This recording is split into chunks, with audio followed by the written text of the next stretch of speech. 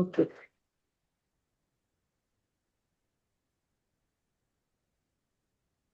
ఓం శ్రీ సద్గురుభ్యో నమ. 24/9/2025 the commentaries on living part 2 by Jiddu Krishnamurti గారు. ఈరోజు టాపిక్ వచ్చేసి డెత్ అనే టాపిక్ మీద శ్రీ లక్ష్మీ మేడం గారు సంభాషణ చేసి వివరణ చేస్తారు. డెత్ అని చెప్పారా? డెత్ చెప్పానమ్మా.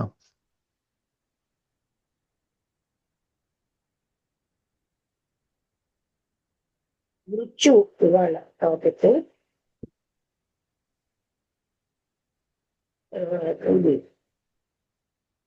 వీటిలో ఇలా కుళ్ళుతూ ఉంది ఇవాళ.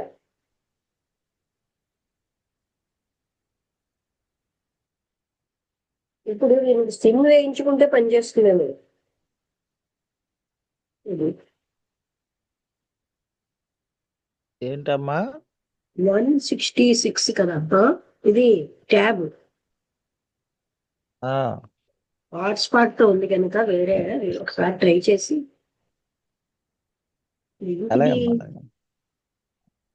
ఓపెన్ అవ్వాల్సిన ప్రతి ఒకటి తిరిగిపోతే నేను అనుకుంటున్నాను. అప్పుడేమో హాట్స్పాట్ గా పనిచేయదు, ఆ సిమ్ ఆ దాంట్లోకే పంపించాలని.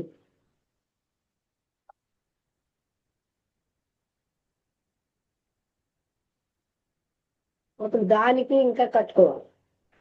అంటే బిఎస్ఎన్ఎల్ తక్కువగా ఉంటుంది కదా.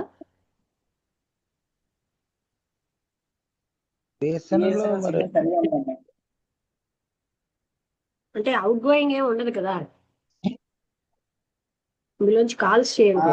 రీఛార్జ్ కాల్స్ చేయకపోతే 108 సరిపోద్దమ్మా బిఎస్ఎన్ఎల్ కి అయితే. అయితే అది నేను రాకుండా అవుతుందా? ఆఫీస్ కి నేను రావాలంటే ఇప్పుడు మీరు బిఎస్ఎన్ఎల్ బిఎస్ఎన్ఎల్ అంటే సిమ్ నెట్వర్క్ చేంజ్ చేయాలి. సిమ్ నెట్వర్క్ చేంజ్ చేయాలమ్మా. ఏంటన్నారు? సిమ్ నెట్వర్క్ చేంజ్ చేయాలా అంటున్నానమ్మా. మన ఈ సిమ్ కాదండి, ఇప్పుడు ట్యాబ్ పని చేయాలంటే సిమ్ వేసుకుంటే పనిచేస్తుందేమో అని. హాట్స్పాట్ ప్రాబ్లం వచ్చింది కదా. ఓకే అమ్మా అంటే మీ పేరు మీద సిమ్ కావాలనుకుంటే మీరు రావాలమ్మా.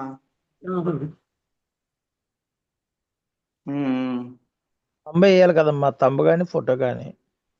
లేదు మా ఎవరి పేరు మీద సిమ్ తీసుకొని తెచ్చిందంటే అవసరం లేదు. కన్ఫ్యూజన్ వస్తుంది కదా, నా పేరు మీదే తీసుకుని అందరికి కన్ఫ్యూజన్ వస్తుంది కదా. అలాగే అమ్మా. అక్కడ రివర్ అంటే నది చాలా విశాలంగా ఉంది. 1 మైలు చాలా లోతులో ఉంది. ఆ మధ్యలో ఉన్న ఆ సెలయేరు, ఆ నీళ్లు చాలా క్లియర్ గా నీలంగా ఉన్నాయి. కానీ ఆ ఒడ్డులకి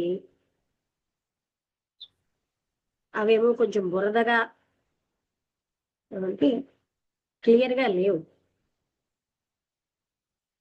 సూర్యుడు అస్తమిస్తున్నాడు ఆ పెద్ద ఆ పట్టణం వెనకాల, ఆ రివర్ వెనకాల ఉన్న పట్టణానికి. అక్కడ పొగ, ధూళి ఆ టౌన్ లో అద్భుతమైనటువంటి రంగులు ఇస్తున్నాయి ఆ అస్తమిస్తున్న సూర్యుడికి.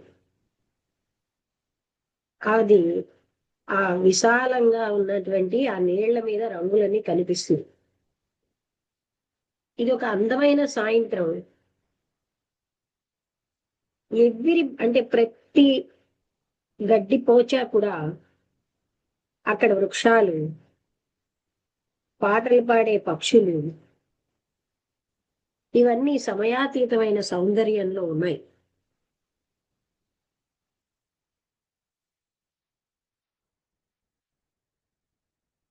నథింగ్, ఏది కూడా సెపరేట్ గా లేదు, విరిగిపోయి లేదు. ఒక ట్రైన్ యొక్క సౌండ్ దూరంగా ఉన్న బ్రిడ్జ్ మీద ఈ సంపూర్ణంగా ఉన్నటువంటి ప్రశాంతిలో భాగంగా ఉంది. ఎక్కువ దూరంలో కాకుండా ఒక చేపలు పట్టేవాడు పాడుకుంటున్నాడు. ఈశ్వరేమయ్యాడు అక్కడ విశాలంగా బాగా దున్నినటువంటి మొక్కలు ఆ ఒడ్డుని తీరం వెంబడి ఆకుపచ్చగా పగలుకుంటూ ఉంటాయి. అవేమో ఎంతో ప్రకాశవంతంగా మన ఆహ్వానిస్తున్నట్టుగా ఉన్నాయి. కానీ ఇప్పుడు అవన్నీ డార్క్ గా సైలెంట్ గా ముడుచుకుపోయినట్టుగా ఉన్నాయి. నదికి సైడ్ లో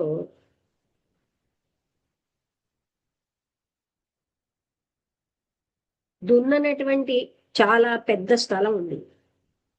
అక్కడ పిల్లలు, విలేజ్ లో ఉన్న పిల్లలు వాళ్ళ గాలిపటాలు ఎగరవేసుకుంటారు. వాళ్ళు అక్కడ ఎంతో సౌండ్ చేస్తూ ఆనందంగా ఉంటారు.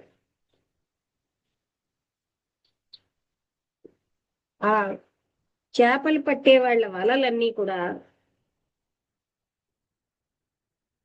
అవి అవి అక్కడ ఎండబెట్టడానికి పెట్టారు. డ్రైగా అంటే ఎండబెట్టడానికి. వాళ్ళకి వాళ్ళ యొక్క బోట్స్ అన్ని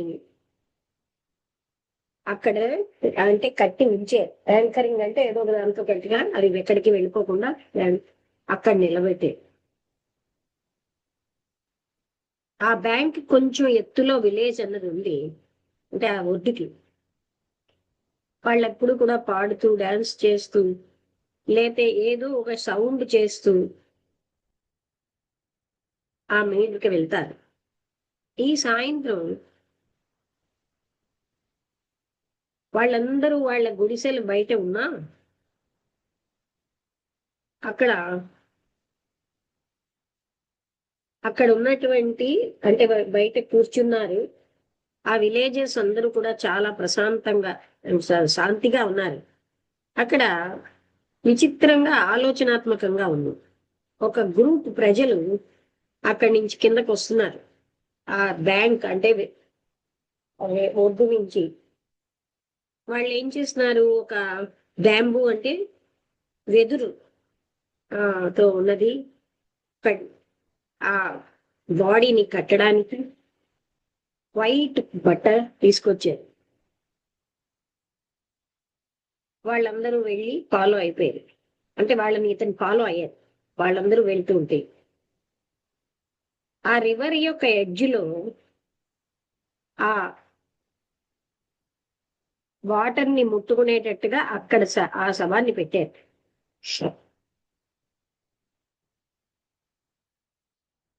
వాళ్ళు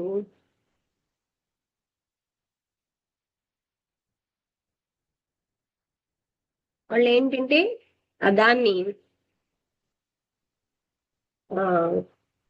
ఫాస్ట్ బర్నింగ్ వుడ్, వేగంగా కాలిపోయే కర్రలు, హెవీగా బరువైనటువంటి లాగ్స్ దొక్కుదులు అంటే దూలాలు లాంటివి. And making of these A fire అంటే దీంతో ఒక చితి చేశారు. ఆ శరీరాన్ని దాని మీద పెట్టారు. ఆ శరీరం మీద నీళ్లు జల్లేరు ఆ రివర్ నుంచి తెచ్చి. దాన్ని ఇంకా ఎక్కువ కర్రలతో కప్పారు, గడ్డితోటి. ఒక యువకుడేమో దానికి చితి అంటించేది. మాలో 20 మంది ఉన్నాం. ఇక్కడ అందరూ చుట్టూరా మూగారు. అక్కడ ఎవరు స్త్రీలు లేరు.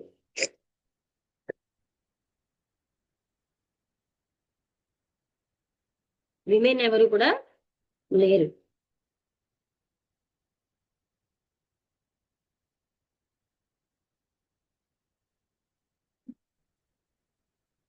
ఆ తర్వాత మెన్ అక్కడ కూర్చున్నారు. వాళ్ళు ఆ వైట్ క్లాత్ లోని కప్పేసి సంపూర్ణంగా నిశ్చలంగా ఉన్నారు వైట్ క్లోత్స్ లో. ఆ అగ్గి నెమ్మదిగా తీవ్రతరం అయింది. మేము వెనక్కి రావాల్సి వచ్చింది. అక్కడ నల్లగా ఉన్నటువంటి కాలుతున్న ఒక కాలు పైకి లేచింది. దాన్నేమో వాళ్ళు వెనక్కి తోసారు ఒక పెద్ద కర్రతో. అది ఆగకపోతే ఒక పెద్ద బరువైన దాన్ని అక్కడ కర్రను పెట్టారు. అక్కడ కాంతివంతంగా పసుపచ్చడి మంటలు డార్క్ వాటర్ లో కనిపిస్తున్నాయి. ఎందుకంటే పక్కనే నది ఉంది కదా, అక్కడ నక్షత్రాలు కూడా ఉన్నాయి. నెమ్మదిగా వీచే గాలి నిశ్చలంగా ఉంది. మృత్యు ఉంది, అది కాలుతోంది. వీటన్నిటి మధ్య ఏమి చలనం లేకుండా ప్రజలు living flames, there was infinite space. అంటే జీవించి ఉన్న మంటలు, అక్కడ అనంతమైనటువంటి స్పేస్ ఉంది. ఒక కొలతకు అతీతమైన దూరం, అంటే డిస్టెన్స్ లో ఒంటరితనం ఉన్నది. అదేం దానికి వేరేగా లేదు, సెపరేట్ గాను లేదు. డివైడెడ్ ఫ్రమ్ లైఫ్, జీవితాన్ని డివైడ్ చేస్తూ ఉంది. అక్కడ బిగినింగ్ ఉంది, బిగినింగ్ ఉన్నది గనుక and ever the beginning. The beginning was there and ever the beginning. అక్కడ బిగినింగే ఉంటుంది. ఇప్పుడు అక్కడ ఆ పుర్రె విరిగింది. విలేజర్స్ అందరూ అక్కడి నుంచి వెళ్ళిపోవడం మొదలెట్టారు. లాస్ట్ గా ఉన్న ఆయన బంధువు అయి ఉంటాడు. ఆయన తన 2 చేతులు తోటి నమస్కారం పెట్టాడు. నెమ్మదిగా ఆ తీరం వెంబడి వెళ్ళిపోయాడు, నది ఒడ్డు నుంచి. ఇంకా కొంచెమే మిగిలింది కాలడానికి. అక్కడ పైకి లేస్తున్న జ్వాలలన్నీ ప్రశాంతంగా, అవి ఏమిటంటే అక్కడ కేవలం బూడిదలే మిగిలాయి. కొన్ని ఎముకలు కాలనటువంటివి ఆ రివర్లోకి రేపు తోసేస్తారు. ఆ మృత్యు యొక్క తీవ్రత్వం, ఇమీడియసీ ఆఫ్ హిట్, దాని యొక్క ఇమీడియసీ అంటే వెంటనే, అండ్ హౌ నియర్, ఎంత దగ్గరగా ఉంది. అంటే ఆ శరీరం కాలుతూ ఉంటే, ఆ బర్న్ అవుతూ ఉంటే మనుషులు చనిపోయినట్టున్నారు. అక్కడ పూర్తి ఒంటరిత, ఏకాంతం. అయితే అది భిన్నం కాకుండా ఉంది, అంటే వేరుగా లేదు. అది ఎలా ఉందంటే ఒక రకమైనటువంటి లోన్నెస్, అంటే ఏకాంతం, బట్ నాట్, అంటే వేరుగా ఉన్నట్టుగా లేదు. నేను వేరేగా ఉన్నానన్న భావన లేని ఏకాంతం. ఈ వేరేగా ఉన్నానన్న భావం మనస్సుది, అది మృత్యుది కాదు.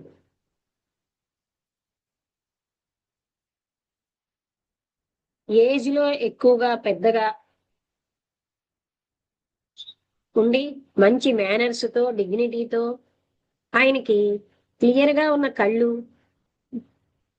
వేగంగా ఉన్న చిరునవ్వుతో ఉన్నారు.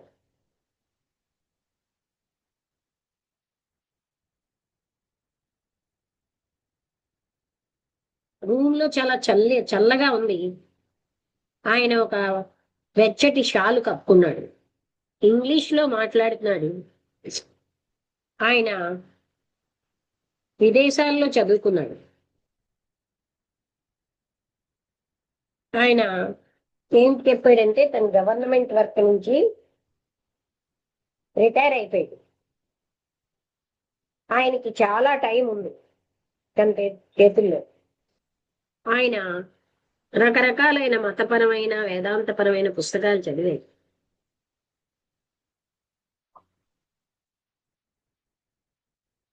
ఆ మ్యాటర్స్ ఏవి డిస్కస్ చేయడానికి ఇంత దూరం రాలేదు అన్నాడు.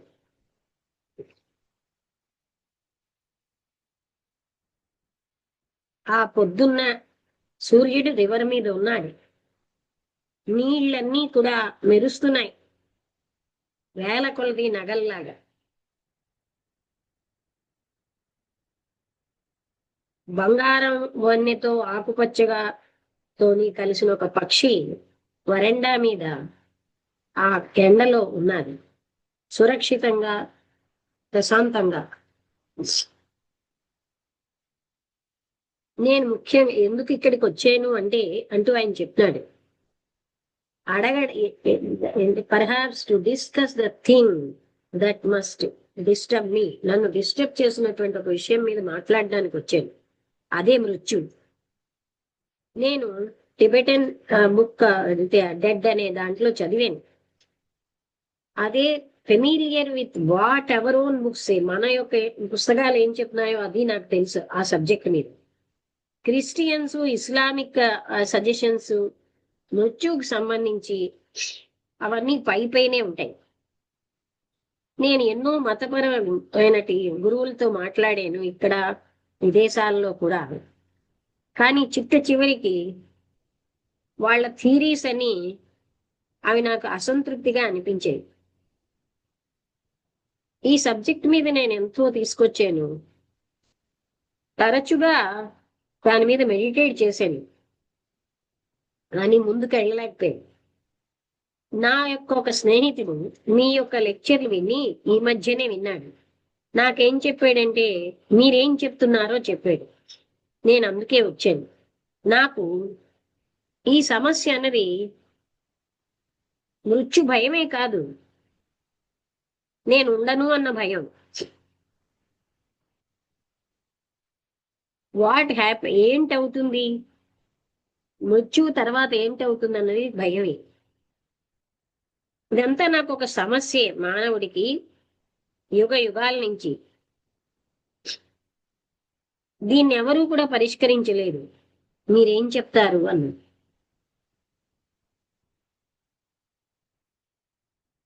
మొట్టమొదట ఈ మృత్యు అనే ఫ్యాక్టరీలోంచి ఏదో నమ్మకంతో మనం ఎస్కేప్ అయిపోకుండా చూద్దాం.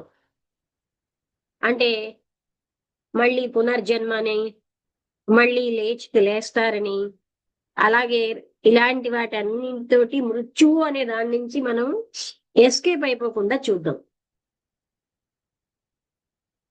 మనస్సు రీజనబుల్ ఎక్స్ప్లెనేషన్ మృత్యువు కోసం వినడానికి ఆతురతతో ఉంది, అలాగే ఒక తృప్తికరమైన జవాబు ఈ సమస్యకి ఈజీలీ. అది ఏంటవుతుందంటే అది ఒక రకమైన భ్రాంతిలోకి వెళ్ళిపోతాం.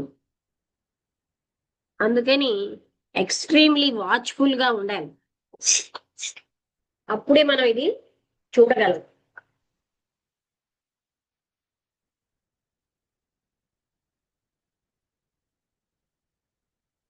అయితే అది చాలా కష్టమైన విషయం కాదా? మనం ఏదో ఒక రకమైన భరోసా కోసం తప్పిస్తాం. ముఖ్యంగా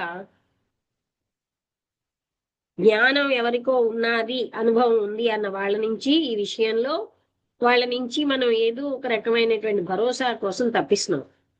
అలా మనకు దొరకనప్పుడు అటువంటి అష్యూరెన్స్ అన్నది మనం అంటే మనకుగా లేనప్పుడు మనం ఆ భరోసాను తీసుకుంటాం. నిస్పృహతోటి, ఆశలతోటి మనకి కంఫర్ట్నిచ్చే నమ్మకాలు, అలాగే సిద్ధాంతాలని తీసుకుంటాం. అందుకే నమ్మకం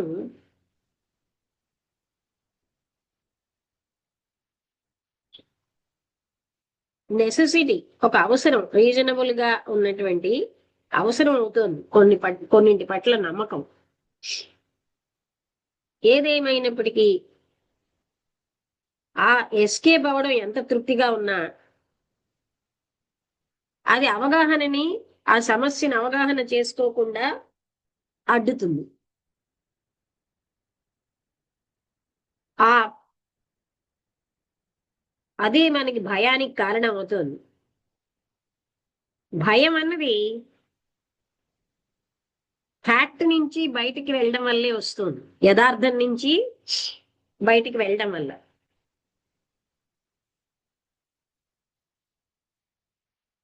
అంటే ఉన్న యథార్థం నుంచి మనం పారిపోతూ ఉంటాం, అందుకే భయం వస్తుంది.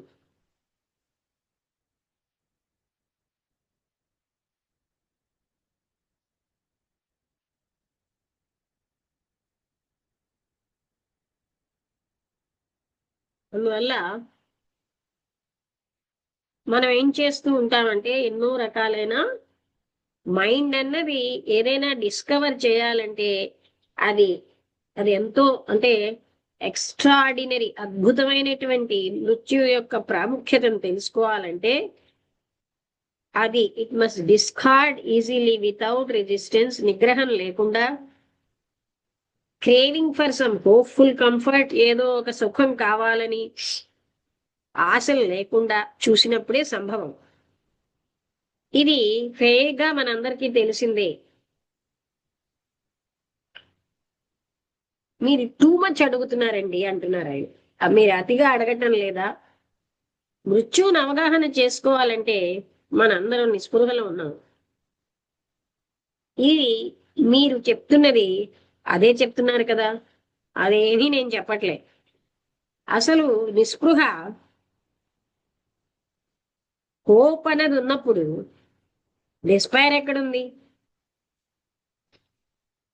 Should we always think in, మనం ఎప్పుడు కూడా వ్యతిరేకతల్లోనే ఆలోచిస్తుంటాం. ఈ ఆశ అనేది నిస్పృహకి వ్యతిరేకం. ఇఫ్ ఇట్ ఈస్, ఒకవేళ అది ఉంటే ఆ హోప్ అన్నది అక్కడ దాని చేత పట్టుకోబడతాం. Within it the seed of despair, అందులోనే నిస్పృహ యొక్క బీజం కూడా ఉంటుంది. అటువంటి ఆశ అన్నది భయంతో కలిసి ఉంటుంది. అక్కడ అవగాహన అనేది ఉంటే, if there is to be understanding, అప్పుడు ఈ వ్యతిరేకతల నుంచి ఫ్రీగా ఉండడం అవసరం కాదా? మనస్సు యొక్క స్థితి అన్నది చాలా ముఖ్యమైన విషయం. నిస్పృహ యొక్క పనులు, ఆశ, ఇవి అవగాహన లేకుండా లేకపోతే ఎక్స్పీరియన్సింగ్ అనేది లేకుండా చేస్తున్నాయి. అందుకని ఈ ఆ వ్యతిరేకతల యొక్క కదలికలన్నీ ఆగాలి. మనస్సు అన్నది ఈ సమస్యని, మృత్యు అనే సమస్యని సంపూర్ణంగా కొత్త ఎరుకతో, the familiar, the recognising process is absent. అక్కడ నాకు తెలుసులే, నేను ఇదే ఇది అని గుర్తించడం అవన్నీ కూడా లేకుండా ఉన్నప్పుడే సంభవం. అంటే మనం ముందు నుంచి ఇదంతా అంటూ ఏదో దానికో పేర్లు పెట్టి ఏదో చేసి అంతా తెలుసని ఇదే అది అని అలాంటివన్నీ ఆగిపోయినప్పుడే ఆ కొత్త అవేర్నెస్ అనేది సంభవం. మీరు చెప్పినటువంటి స్టేట్మెంట్ నాకు బాగా అర్థం అవ్వలేదు. నేనేమనుకుంటున్నానంటే, నాకేదో చూచాయగా మనస్సు యొక్క స్వేచ్ఛగా ఉండడం ఆపోజిట్స్ నుంచి అన్నది నాకు గ్రహించాను. అది చాలా కష్టమైందే అయినా సరే నేనేమనుకుంటున్నానంటే దాని అవసరం ఏమిటో నాకు తెలుస్తుంది. కానీ రికగ్నైజింగ్ ప్రాసెస్ అని అంటున్నారే, గుర్తించే పద్ధతిని, దాని నుంచి కూడా ఫ్రీగా ఉన్నానంటున్నారే, అదేమిటి? దాని అర్థం ఏమిటి? అంటే రికగ్నిషన్ అంటే ఏంటో ఇది అదేనండి నాకు అంటూ మనం చెప్తామంటే ఆల్రెడీ గతంలో తెలుసున్నదే ఇప్పుడు మనం గుర్తిస్తాం. అందుకని అది గతంలోంచి వచ్చిందే. మైండ్ అన్నది భయపడుతూ ఉంటుంది. దానికి ఏదంటే భయపడుతుందంటే దానికి తెలియదు. దాంతో మీకే గాని డెత్ అన్నది తెలిసింది కనుకోండి, అప్పుడు మీకు భయమే ఉండదు. అక్కడ మీకు ఇలాబొరేట్ గా ఎక్స్ప్లెయిన్ చేయాల్సింది ఉండదు. అంటే మృత్యు అంటే తెలియకే మనం భయపడుతున్నాం, కానీ మీకు మృత్యు అంటే తెలియదు. అది మీకు చాలా సంపూర్ణంగా కొత్తది, మీరు ఎప్పుడూ అనుభవించలేదు ఇంతకు ముందు. ఏదైతే మీరు అనుభవించారో అది తెలుసున్నది అయిపోతుంది, గతం అయిపోతుంది. అప్పుడు గతంలోంచి అన్నీ వస్తాయి, తెలుసున్న దాంట్లోంచి. ఆ గుర్తింపు అన్నది ఆ తెలుసున్న దాంట్లోంచి వస్తుంది. ఎంత కాలం అయితే ఈ మూవ్మెంట్, అది కదలిక గతం ఏలో ఉంటుందో, గతంలోంచి వచ్చిన కలయికలు ఉంటున్నాయో, కొత్తది అక్కడ ఎప్పుడు ఉండదు. అంటే గత జ్ఞానంతో పాస్ట్ తోటే పోలుస్తూ ఉంటాం, గుర్తిస్తూ ఉంటాం. అవునవును, నేను ఇప్పుడు ఫీల్ అవుతున్నాను మీరు చెప్పింది అన్నారు. మనం ఇప్పుడు కలిసి మాట్లాడినది ఏంటంటే తర్వాత ఆలోచించవలసింది కాదు, డైరెక్ట్ గా మనం చెప్తుంటే దాన్ని అనుభవిస్తూ ఉండాలి. ఈ అనుభవించిన దాన్ని మనం స్టోర్ చేసుకోవడం కాదు, అలా స్టోర్ అవుతే అది జ్ఞాపకం అయిపోతుంది. ఈ జ్ఞాపకం గుర్తింపు అవుతుంది. అది మనని కొత్త దాన్ని తెలుసుకోకుండా అడ్డేస్తుంది, అన్నోన్ అన్నది తెలియకుండా. మృత్యు అన్నది తెలియందే. ఈ సమస్య అన్నది, మృత్యు అంటే ఏమిటి, తర్వాత ఏం జరుగుతుంది అది కాదు, కానీ మనస్సు అది పవిత్రం అవ్వాలి. దేంతోటి అంటే ఫ్రీ అవ్వాలి, గతం లేకుండా, తెలుసున్నది లేకుండా. అప్పుడు జీవించున్న మనస్సు ఆ డెత్ అన్న దాంట్లోకి ప్రవేశించగలదు. ఆ తెలియనటువంటి డెత్ ని అప్పుడు అది మీట్ అవుతుంది.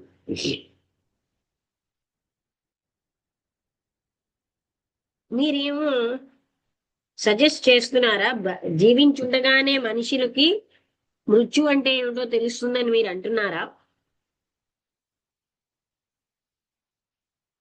యాక్సిడెంటు, జబ్బు, పెద్ద వయస్సు మృత్యువుని తీసుకొస్తాయి, కానీ ఈ పరిస్థితులలో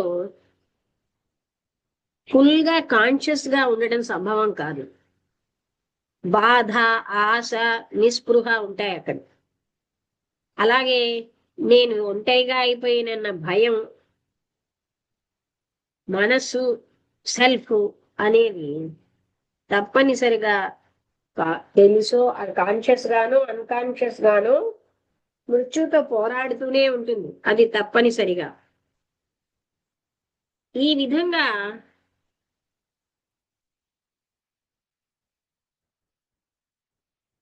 ఇలాంటి రెసిస్టెన్స్ అన్నది ఫ్యూడల్ అంటే చూద్దామండి. FEUDAL, feudal resistance. రెసిస్టెన్స్ అంటే నిగ్రహం, ఫ్యూడల్ రెసిస్టెన్స్ అంటున్నాడు. ఫ్యూడల్ అన్న పదం తెలుసు తెలియదు అలా ఉంది.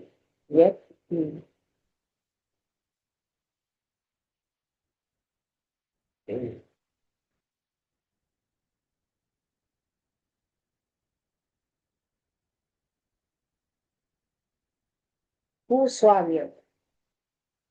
ఫ్యూడల్ అంటే భూస్వామ్య అంటే ఇలాంటి ఒక నిగ్రహం. అంటే మన అందరికీ యాక్సిడెంట్, ఆ జబ్బు రావడం, ఓల్డ్ ఏజ్ వల్ల చనిపోవడం చూస్తున్నాం. కానీ ఈ పరిస్థితిలో మనం ఏంటంటే కాన్షియస్ గా ఉండం. అక్కడ బాధ, ఆశ, నిస్పృహ, ఒంటరైపోతున్నా అనే భయం, మనస్సు, సెల్ అనేవి కూడా కాన్షియస్ గా అన్కాన్షియస్ గా ఉంటుంది. అది అక్కడ మృత్యుతో పోరాడుతూ ఉంటుంది, తప్పనిసరి. ఈ రకమైన భూస్వామ్య నిగ్రహం అన్నది మృత్యు పట్ల మనం పాసవే ఇలాంటి నిగ్రహంతో మనం దాన్ని పాస్ చేసేస్తున్నాం. కానీ ఇది సంభవమేనా? ఏ నిగ్రహము లేకుండా, ఏ రకమైనటువంటి తృప్తికరమైనటువంటి ఆత్మహత్య చేసుకోవాలన్న కోరికలు లేకుండా, ఫుల్ గా ఎలైవ్ గా, మెంటల్ గా శక్తివంతంగా ఈ డెత్ అనే ఇంటికి వెళ్ళడం సంభవమేనా? అది ఎప్పుడు సంభవం అంటే, దిస్ ఈజ్ పాసిబుల్ మనస్సు ఎప్పుడైతే తనకి తెలుసున్న దాంట్లో అంతా చనిపోవాలి, అంటే అదంతా వదిలేయాలి, ఆ సెల్ఫ్ అన్నది వదిలేయాలి. అంటే ఇప్పుడు మన సమస్య ఇక్కడ మృత్యు కాదు, మనస్సు అన్నది ఫ్రీ అవ్వాలి. అది శతాబ్దాల తరబడి పోగు చేసుకున్న మానసికమైన అనుభవాల నుంచి, అలాగే అంటే దుఃఖం వచ్చేటటువంటి జ్ఞాపకాల నుంచి, అప్పుడు మాత్రమే, అలాగే ఆ సెల్ఫ్ నేను అన్న దాన్ని బలపరచుకోవడానికి స్వేచ్ఛ అవ్వాలి. ఇది ఎలా జరుగుతుందండి? మనస్సు దాని యొక్క బాండేజెస్ నుంచి అది ఎలా ఫ్రీ అవుతుంది? ఎవరు ఏదో బాహ్యమైన ఏజెన్సీ అన్నది అవసరమే, లేకపోతే హయ్యరు ఉన్నతమైన భాగం అన్నది మనస్సుని అంటే purify the mind of the past, గతంలోంచి అది గతం నుంచి అంటే గతం లేకుండా చేస్తుంది. ఇది ఒక కాంప్లెక్స్ గా ఉన్న ఇష్యూ. బాహ్యమైన ఏజెన్సీ అన్నది అది పరిసరాల యొక్క ప్రభావం, అది మనస్సు యొక్క హద్దులకు అతీతమైంది. బాహ్యమైన ఏజెన్సీ అనేది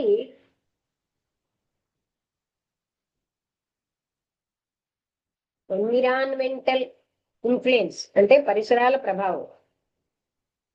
it is that very influence, ఆ ప్రభావం, దానికి ఉన్న సాంప్రదాయాలు, నమ్మకాలు, సంస్కృతులు, అవన్నిటితో అది బంధించబడుతుంది. బాహ్యమైన ఏజెన్సీ అన్నది మనస్సుకు అతీతమైనది. థాట్ ఇన్ ఎనీ ఫామ్, ఆలోచన ఏ రూపంలో ఉన్నా అది దాన్ని ముట్టుకోలేదు. థాట్ అన్నది సమయంలోంచి అవుట్కమ్.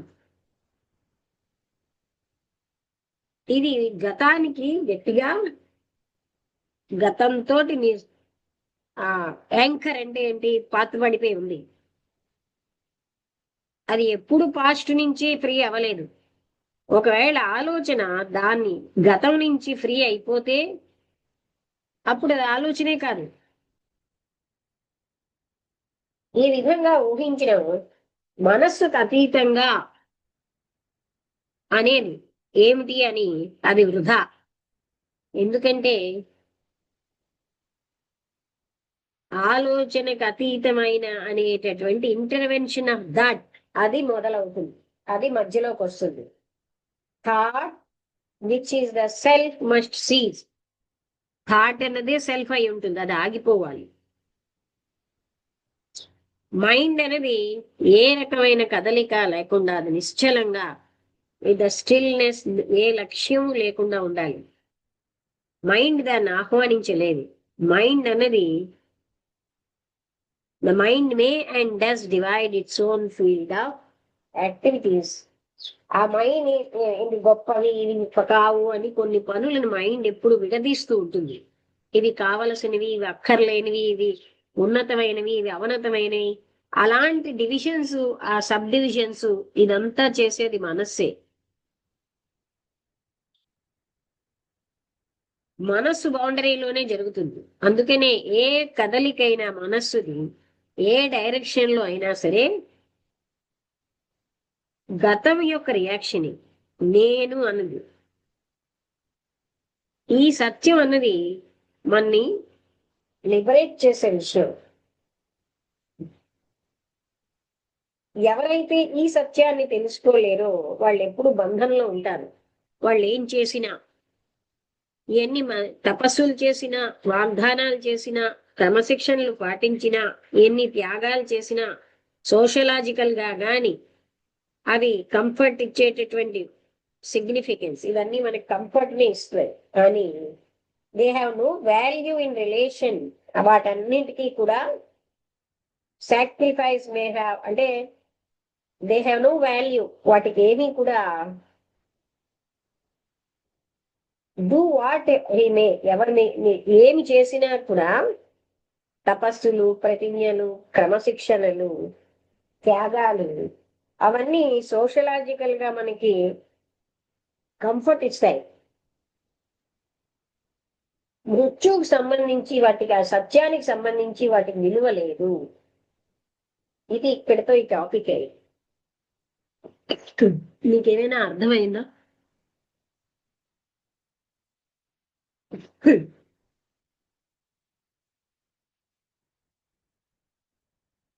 అంటే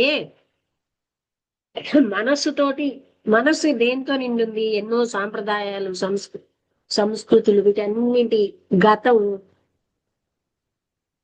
అవన్నీ లేకపోయి ఉన్నప్పుడే ఆ మృత్యు అన్నది మనకు అవగాహన అవుతుంది. అలా కాకుండా మనం ఏం చేస్తున్నాం? గతంలో తెలుసున్న విషయాలు ఇక్కడ పెడతాం. అలాంటి మనసుతో చూస్తే గతం నుంచి మనం ఫ్రీ అవ్వం. గతం నుంచి ఫ్రీ అవుతేనే ఒక న్యూనెస్ ఏమిటి అన్నది మనకు అవగాహన అవుతుంది. ఇవన్నీ ఈ జ్ఞాపకాలు, ఈ అనుభవాలు, ఇవన్నీ ఏంటంటే మన అవగాహన చేసుకోకుండా చేస్తున్నాం. మనం ఎప్పుడు భయంతో ఉంటాం. ఆ భయం వల్ల కూడా మనకు అవగాహన ఉండదు. అర్థమైందా?